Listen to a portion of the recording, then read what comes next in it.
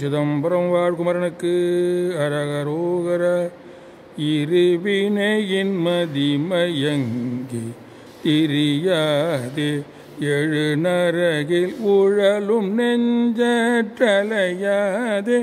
பரமுகுரு அருள் நினைந்தீட்டுணர்வாலே பரவு தரிதனை எந்த கருள்வாயே தெரி தமிழை உதவு சங்க புலவோனே சிவனருளும் முருக செம்போர்கழலோனே